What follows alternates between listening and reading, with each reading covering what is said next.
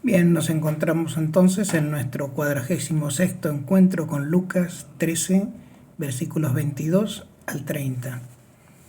Es el tema de los elegidos del reino, o la dificultad de la salvación y la persecución de los profetas.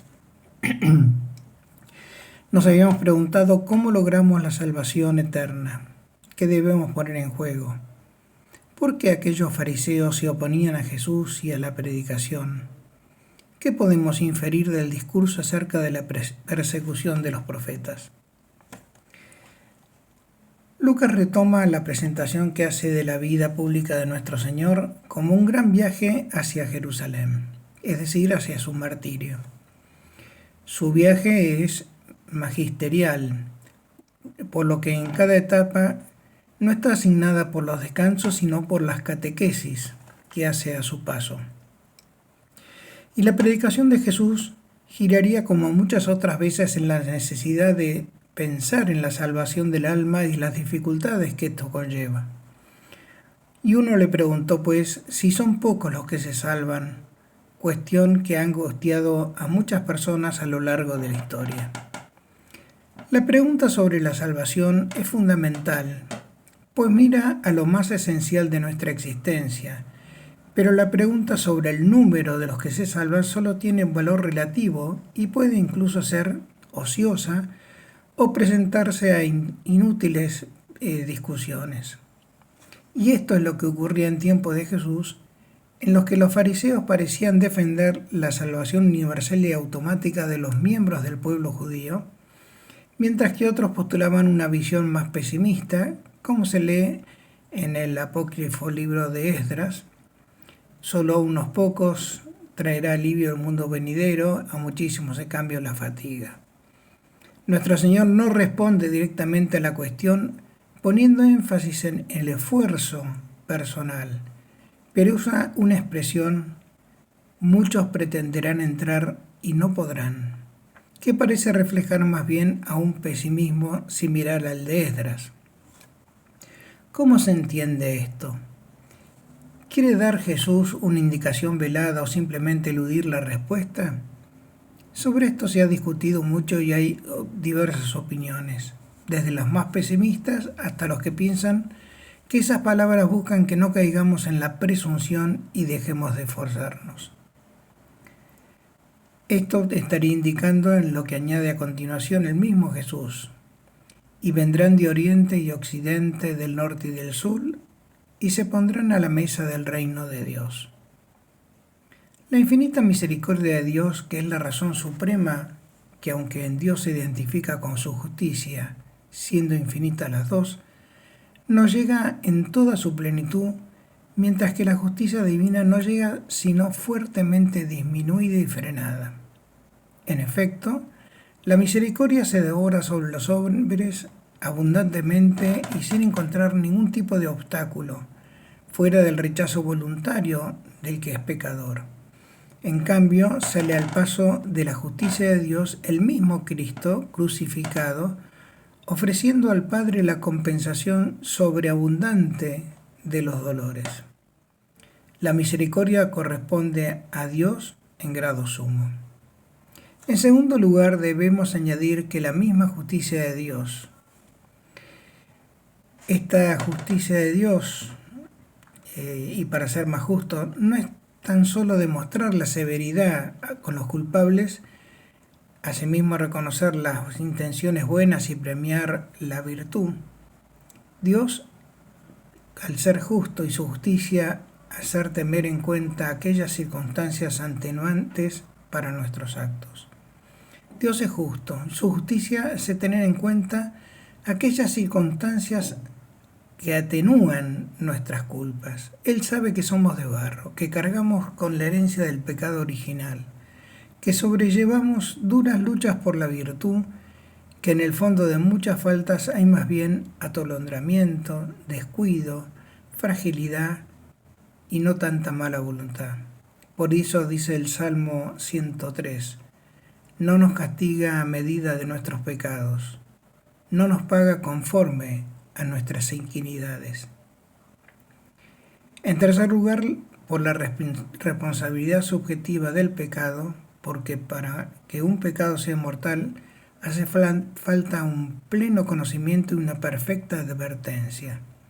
Y en muchos casos consideramos por las apariencias de grandísimos pecadores, no hay sino una extraordinaria ignorancia de Dios, del pecado y de la virtud.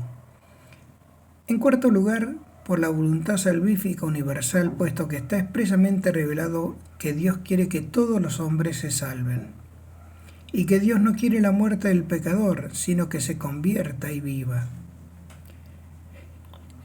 Aunque esto no significa que Dios salve al que no quiere convertirse, nos anima a pensar que Él no nos fallará en su generosidad para abrirnos el camino para salir de nuestros pecados y de nuestras miserias.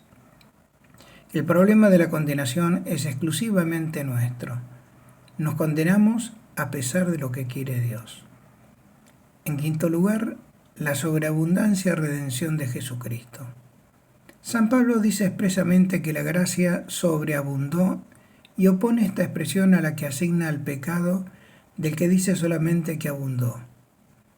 Donde abundó el pecado, sobreabundó la gracia. Lo leemos en Romanos. Jesús dice claramente que muchos pretenderán entrar y no podrán. Y el adjetivo mucho suena aquí un tanto descorazonador. Sin embargo, tengamos en cuenta dos cosas muy importantes. Muchos no equivale a mayoría. La expresión de Jesús puede llegar a entenderse que no podrán entrar del modo que ellos quieran, lo que no quita que si se acomodan al modo que quiere Dios por la conversión del corazón, puedan todavía lograrlo al menos una buena cantidad de esos muchos. En efecto, la puerta de entrada tiene sus exigencias. No entra por ella cada cual elige ni cuando se le antoja. Como en la parábola de la Virgen Necias. Hay que entrar con lámparas encendidas y en el momento que el Señor llegue, lo que sucede repentinamente y sin esperarlo. No podrán entrar los que tengan sus lámparas apagadas, ni cuando haya comenzado la fiesta de las bodas. Muchos, sin embargo, a pesar de estos avisos, pretenden y pretenderán entrar a su modo, es decir, siendo cristianos a su propio aire, a su modo, y no podrán. O aquellos que esperando hasta el final, para cuando se cansen de jugar en el mundo, y ya no podrán. Dios no niega la entrada, en cambio, a quien busca ingresar del modo que lo ha dispuesto el dueño del banquete, o sea, Dios. La entrada aquí descrita es una puerta estrecha. Tal relato de la puerta alude ciertamente a las condiciones morales y espirituales estrictas para entrar en la eternidad. Las puertas que conducen a la vida eterna o a la muerte no son aberturas materiales, sino disposiciones espirituales. El marco de ingreso por el que se accede a la vida es el conjunto de las normas divinas. Si queremos amoldarnos a la silueta de esta puerta, no podemos hacer todo cuanto nos viene la gana, sino lo que debemos. Esta puerta gira sobre tres goznes: la misericordia, la sabiduría y la justicia divinas. La misericordia infinita se pone de manifiesto en la existencia de una puerta absolutamente inmerecida. Su justicia, que la entrada tiene condiciones, y su sabiduría, en que esas condiciones perfeccionan a quien las cumple y ponen de manifiesto la maravilla de los planes divinos. La misericordia brilla nuevamente en que esas condiciones se hacen fáciles para quien acepta la gracia que el mismo Dios nos ofrece. La sabiduría y la justicia, en que no entran los improvisadores y juerguistas, sino a condición de cambiar la vida y aceptar las condiciones que impone el dueño de la casa. Quedarse sin entrar equivale entonces a la condenación eterna, como queda más claro en las palabras que el Señor pone en boca del dueño de casa. Cuando el dueño de la casa se levante y cierre la puerta, se pondrán los que están afuera a llamar a la puerta diciendo: Señor, Señor, ábrenos. Y él le responderá: no sé de dónde son. Y entonces empezarán a decir: hemos comido y bebido contigo, y has enseñado en nuestras plazas.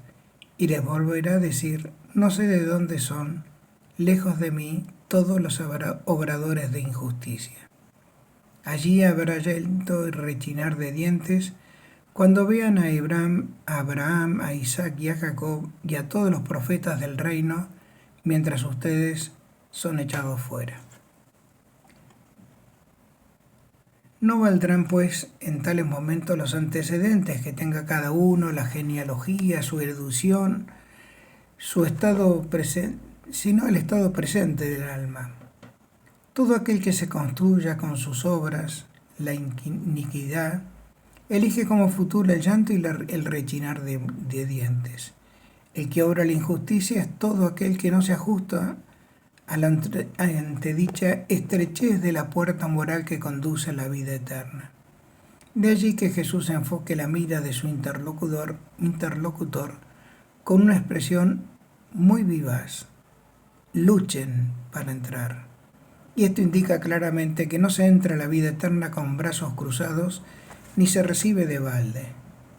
La gratuidad de la salvación no es una gratuidad inoperante o ajena a las obras que la misma gracia suscita a cada uno en el alma. Exige esfuerzo, exige lucha contra uno mismo. Y la única guerra santa que predica Jesús es la que uno debe librar con su propio interior, donde se encuentra el verdadero enemigo de Dios y del hombre, que es el hombre que da espaldas a Dios. Las palabras de Cristo tienen además una nota amenazadora contra algunos de los de su pueblo, probablemente sean los fariseos, que pensaban que la salvación era automática para quienes pertenecían a Israel. Mientras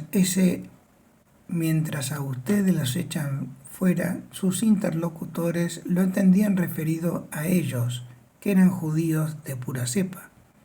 Y sabían muy bien que cuando el Señor decía que vendrán de oriente y de occidente, del norte y del sur, para ocupar lugares en el banquete de Dios, se refería a los paganos, y que los puestos libres del banquete los proporcionaban los que, confiados en su sangre y en su linaje, no habían librado el buen combate para ganar la entrada al reino, y que aquello que los primeros eran los últimos era por ellos. Los primeros en ser llamados, que vean siempre interpretado que los primeros serán los únicos. Y con estas ideas, un predicador como Jesús no podía asegurarse muchos amigos. Nos encontramos en el próximo encuentro. Un abrazo.